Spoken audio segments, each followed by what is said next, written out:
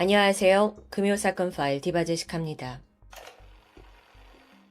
2019년 3월 8일 오후 평화롭던 부산의 한 주택가 골목에 경찰차가 모습을 드러냅니다. 사람들은 누구네 강도가 들었나 웅성거렸죠.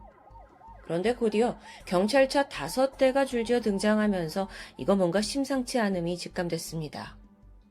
이 경찰이 출동한 이유는 얼마 전인 오후 4시 17분에 부산 남부경찰서로 한 남성의 제보가 있었기 때문입니다. 그는 어떤 가정집 위치를 말해주면서 여기 베란다에 있는 고무물통을 살펴봐 달라고 그곳에 시신이 매장되어 있을지도 모른다고 말했는데요. 좀 황당한 신고 내용이었습니다. 하지만 무시할 순 없었죠. 그래서 경찰이 사실 확인을 위해 이 주소로 향했던 겁니다. 현장에 도착해 보니 정말 그 집 베란다에 아주 큰 고무물통이 놓여 있었습니다. 설마 하면서 그 고무물통을 열었는데 안에는 흙으로 덮여 있고 조금 밑에는 시멘트가 채워져 있었죠. 시멘트? 수상했습니다. 경찰은 즉각 파내기 시작했고 얼마 안 돼 형체를 알아보기 힘든 유골 하나가 발견됩니다. 보시면 고무 물통의 크기는 높이 75cm 정도, 둘레 80cm 정도로 꽤 크긴 하지만 그렇다고 사람이 들어가기에 넉넉한 편은 아닙니다. 평균보다 작은 체구의 여성이라면 가능했겠죠. 실제로 발견된 유골이 너무 작아서 경찰은 피해자가 혹시 어린아이가 아닌가 추정했습니다. 하지만 조사 결과 피해자는 20대 여성 A씨였죠. 그녀는 4년 전인 2015년 12월에 가출 신고가 되어 있었고 그 이후 행방불명된 상태였는데요. 어쩌다 이런 모습으로 발견이 된 걸까요? 아니, 무엇보다도 고무 물통이 있던 이 집의 주인은 누구예요? 그리고 신고자는 어떤 관계고요? 우선 시신이 발견되기 하루 전인 2019년 3월 7일 신고를 했던 사람이 여자친구 B씨와 술자리를 갖고 있었습니다. 그런데 술에 좀 취한 B씨가 믿기 힘든 이야기를 꺼냈죠. 사실 나 옛날에 사람을 죽였거든. 근데 그 시체를 우리 집 고무물통에 보관하고 있어. 듣자마자 너무 소름 돋았지만 술김에 하는 농담이라고 생각했습니다. 하지만 집에 가서 되새길수록 도저히 그냥 넘어가지지가 않아요. 어쩌면 진짜일 수도 있다라는 생각에 경찰에 신고를 했는데 예상대로 시신이 발견된 겁니다. 자, 그렇다면 이 집은 여자친구 B씨의 집이었던 겁니다. 경찰은 즉각 강력사건으로 전환을 했고 5개의 형사팀을 꾸려서 B씨를 추적하기 시작했죠. 얼마 안 돼서 살인을 고백한 28살의 B씨, 그리고 그녀의 전 남편 C씨, 그리고 B씨의 남동생 H씨까지 이 사건과 관련된 총 3명을 검거하는 데 성공해요. 이게 시신이 발견된 지 단 40시간 만의 일이었습니다. 정말 속전속결이었죠. 아니, 근데 이걸 정리해보면 이게 20대 여성 혼자서 저지른 게 아니고 가족 모두가 관여를 했다는 건데요. 이들은 체포된 후에 범행 사실을 모두 순순히 시인했습니다. 아니, 그럼 도대체 피해자 A씨는 이 가족과 어떤 관계고 무슨 원한이 있었던 걸까요? 지금부터 사건의 시작부터 하나하나 짚어보려고 합니다. 5년 전으로 거슬러 올라가 2014년 5월. 피해자 A씨는 이제 막 20살을 넘긴 앳된 사회초년생이었습니다. 어린 나이에 아버지를 여였고 어머니 그리고 오빠와 함께 살고 있었죠. 근데 가정 형편이 너무 어려워서 학업 대신에 취업을 선택해야 할 상황이었습니다. 결국 그녀는 고향인 경남 진주를 떠나서 경상북도 구미에 있는 핸드폰 제조 공장에 직장을 구합니다. 어린 나이에 가족을 떠나서 홀로 타지에서 돈을 번다는 게 쉽지만은 않았을 텐데요. 하루하루 그렇게 지쳐가던 찰나에 비슷한 처지에 놓인 B씨가 나타납니다. 당시 23살이었던 B씨는 어린 나이였지만 동갑내기인 C씨와 이미 결혼을 해서 1살짜리 아이를 가지고 있었어요. 그런데 B씨는 역시 형편이 좋지 않아서 부산에 있는 친정엄마와 남편에게 아이를 맡겨두고 자신은 이 구미에 있는 공장에 취업을 한 상황이었죠. A씨와 B씨, 비슷한 또래에 또 처지도 비슷하다고 느꼈다 보니까 아주 빠르게 가까워졌습니다. 특히나 A씨가 B씨를 친언니처럼 잘 따랐다고 해요.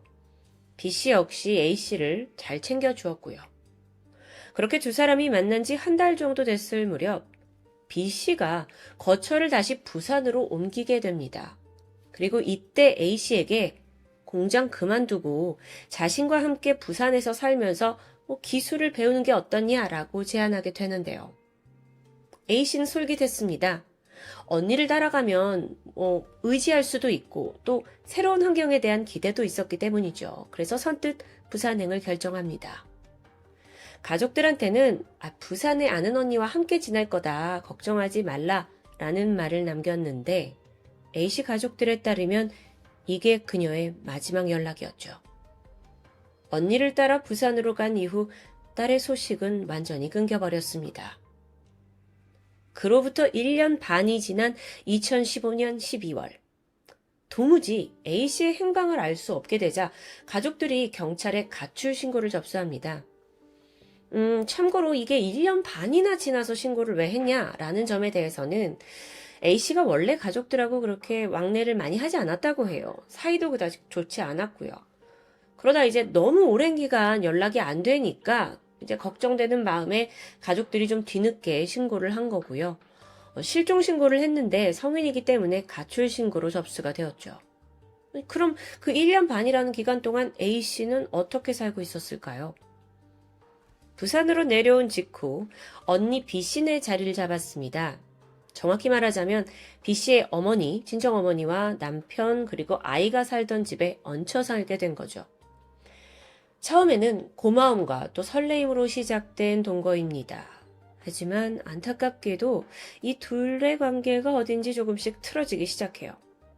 처음에는 빨랫감이나 설거지 등등 자잘한 일이었는데 그러던 어느 날 A씨가 실수로 이 부부의 아이를 넘어뜨리면서 아이가 다치게 되거든요. 관계가 급속히 악화되었죠. 이게 부산에 온 지 겨우 3주 만의 일이었습니다. 하지만 사실 이보다 더 결정적인 사건이 있었죠. A씨가 언니 남편 C씨와 집에서 불륜을 저지른 겁니다. 그리고 이 모습은 예고 없이 집에 들어온 B씨에게 목격되고 말았죠. 자, 이제 A씨와 B씨, 이 두 사람의 관계는 결코 회복될 수 없는 강을 건너고 말았는데요. A씨는 집에서 쫓겨났고 남구 쪽에 원룸을 얻어서 혼자 살기 시작합니다. 그렇게 인연은 끝나는 듯 했죠. 그러다 6개월이 지난 2014년 6월, 대뜸 B씨가 A씨가 살던 원룸을 찾아옵니다. 추 B씨에 따르면 그때까지도 자신의 분노가 풀리지 않아서 앙심을 품고 있었다고 하는데요. 그리고는 부부가 합세를 해서 며칠 동안 A씨에게 폭행을 퍼붓는 겁니다. A씨 온몸에 멍이 들었고요. 상처에서 고름이 나올 정도의 심한 폭행이었어요. 그 과정에서 A씨가 이 허벅지에 화상을 입으면서 병원 치료를 받았던 적도 기록이 남아 있습니다. 사건이 있던 그날 역시도 부부가 A씨를 찾아왔어요. 그리고는 후라이팬을 들더니 폭행하기 시작합니다. 막 때린 거예요. 10여 차례 여기저기 내리쳤는데 견디다 못한 A씨가 쓰러집니다. 부부는 일어나라면서 얼굴에 물을 뿌렸죠. 하지만 아무런 반응을 보이지 않았는데요. A씨가 숨을 쉬지 않았습니다. 그렇게 그녀는 비참하게 사망하고 말았죠. 즉각 부부는 당황했습니다. 그리고는 이내 B씨의 친동생인 H씨를 불러요, 집으로. 그리고 함께 시신을 유기할 방법을 모색하는데요. 머리를 굴리던 세 사람은 시멘트를 구입했고요. A씨의 원룸에서 찾아낸 작은 여행용 캐리어에 그녀의 시신을 집어 넣은 채 안에 시멘트를 들이붓게 됩니다. A씨가 이 작은 캐리어에 들어갈 정도로 체구가 굉장히 아담했다고 해요. 그리고 나서 이틀을 기다리니까 시멘트가 굳었죠. 부부는 그 가방을 자신들의 집으로 가지고 왔습니다. 그런데 예상치 못한 문제가 있었죠. 시신이 부패를 하면서 냄새가 나기 시작한 겁니다. 또 시신에서 가스가 나오게 되니까 이 시멘트가 깨지는 부분도 보였고요. 부부가 다시 고민을 했고 결국 이 베란다에 놓여 있는 커다란 고무 물통에 눈이 갑니다. 그리고는 시신을 담아뒀던 캐리어를 고무 물통에 다시 넣었고 그 위를 시멘트로 채워버리죠. 부패한 냄새가 새어나올 걸 걱정해서 거기에 세제를 한 번 더 붓고 흙을 뿌려 최종 마무리했는데요. 이후에 부부는요, A씨의 시신이 들어있는 이 고무 물통을 자신들의 집에 계속 그대로 뒀습니다. 그리고 살아갔어요.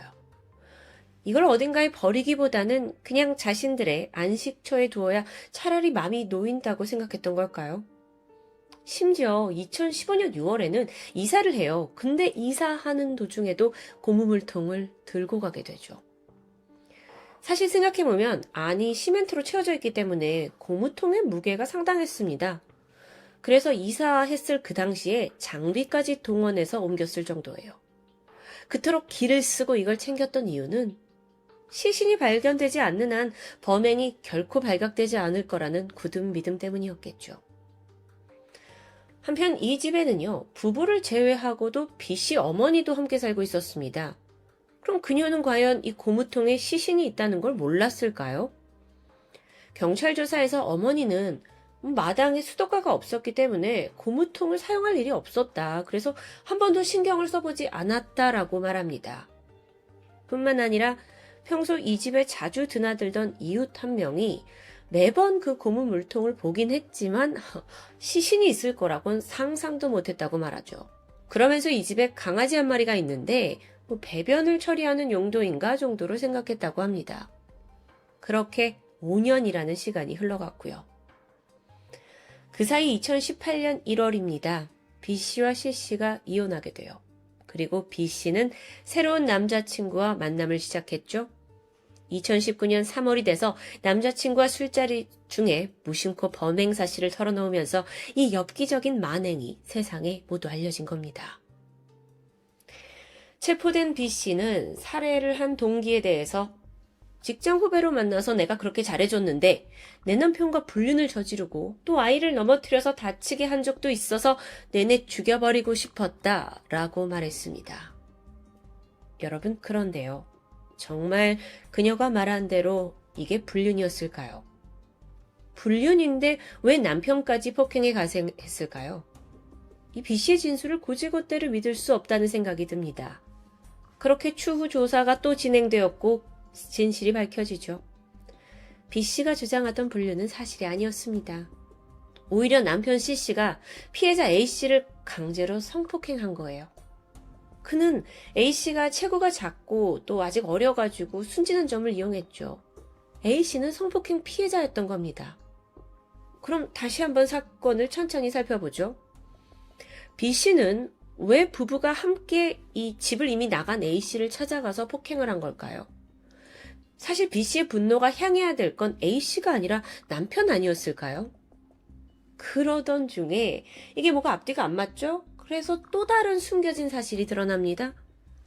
이 부부가 집 나간 A씨에게 위자료를 줘라 라는 명목으로 돈을 요구했어요. 그리고 그 돈을 구하기 위해 성매매를 강요한 정황이었죠. 이거 숨진 A씨와 이 B씨 부부들까지 이 셋이 결코 일반적인 관계가 아닌 것 같은데요. 여러 정황으로 봤을 때 가능한 시나리오를 좀 말씀드리면 애초에 B씨가 오갈 데 없는 A씨를 타겟으로 삼아서 부산으로 데려오고 집으로 들이게 됩니다. 이후 성매매를 시키면서 돈을 착취해왔는데 그러다 이 A씨와 부부 사이에 어떤 갈등이 생겼고 결국 집에서 쫓겨났는데 B씨는 그 이후에도 그녀를 내내 조종하게 되죠. 사실 혹여 착취 사실이 밖으로 새어나갈까봐 두려워서 상습 폭행을 했을 수도 있습니다. 그러다가 결국 살인까지 이어졌고요. 물론 B씨 부부가 A씨를 완전히 감금하지 않은 이상 A씨는 도망칠 기회가 있었을 겁니다. 하지만 이미 정신적, 육체적으로 완전히 지배당한 상태여서 차마 이들의 소나기를 빠져나가지 못한 것으로 보이죠.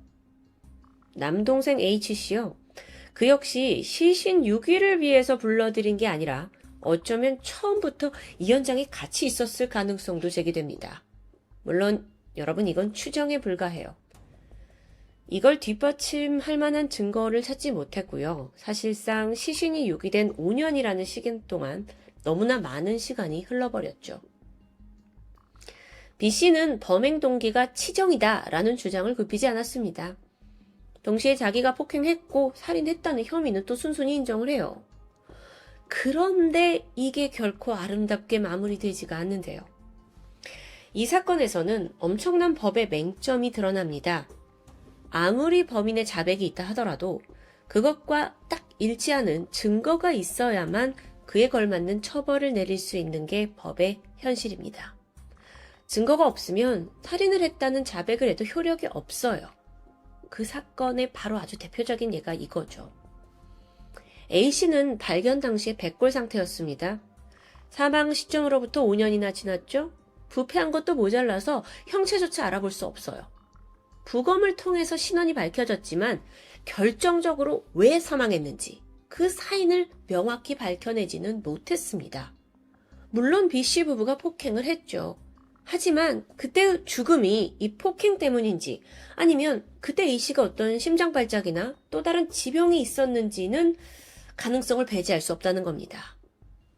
폭행으로 사망했다는 증거가 없으면 B씨의 자백 의미가 없어집니다. 씁쓸하죠. 그렇게 부부 B씨와 C씨에게는 살인이 아닌 상해치사죄가 적용됩니다. 재판을 통해서 선고받은 최종 형량, B씨는 징역 15년, C씨는 징역 7년, 그리고 시신은닉을 도운 동생 H씨는 징역 2년에 집행유예 3년을 선고받았죠.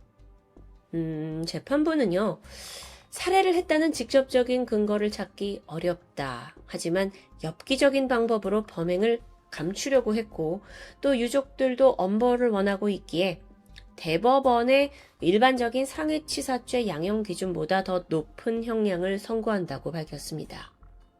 가정집 고무통에 보관돼 있던 시신. 이 엽기적인 타이틀과 함께 미꾸라지처럼 살인죄를 피해간 범인들까지. 그런데 이 사건에는 좀 더 우리가 눈여겨봐야 할 부분들이 있습니다. 죽은 A씨는 2015년 12월에 가출 신고가 되어 있었죠. 근데 그럼에도 5년 가까운 시간 동안 그 누구도 행방에 관심을 두지 않았습니다. 가출 신고를 접수받은 곳은 경남 진주경찰서예요. 경찰은 A씨가 사망한 지 한 달 전인 2014년 11월에 부산의 남구 한 산부인과에서 그녀가 진료를 받았던 걸 확인했습니다. 그 얘기는 A씨가 부산에 거주한다는 걸 말해주고 있죠. 근데 그럼에도 불구하고 진주경찰서는 부산 남부경찰서에 공조 수사를 요청하지 않았던 겁니다. 또한 진료 기록 외에 A씨의 주거지, 직장 등의 흔적을 발견하지 못하니까 그걸 이유로 추적을 아예 하지 못했던 겁니다. 안 했던 건 아니고요. 결국 비난을 피할 수 없던 부분이죠. 이에 대해서는 사실상 성인들은 범죄가 연루됐다는 사실이 명확하지 않은 경우 99% 가출로 신고 접수됩니다. 그래서 실종이 아닌 가출이니까 안일하게 다뤄진 거라고 볼 수밖에 없는데요. 만약 누구라도 A씨의 행방을 지속적으로 추적했더라면 상황은 달라졌을 수 있습니다. 죽음을 막진 못했겠지만 적어도 살인의 증거가 사라지기 전에 시신을 발견할 수는 있었을 테니까요. 제가 늘 방송에서 완전 범죄는 없습니다 라고 외치지만 완전 범죄가 가능한 사회적 제도는 아직 남아있는 듯합니다. 시대가 많이 변했는데 아직까지도 보호의 사각지대에 놓인 이들이 많다는 점이 안타깝기만 합니다. 지금까지 금요사건 파일 디바제시카였습니다.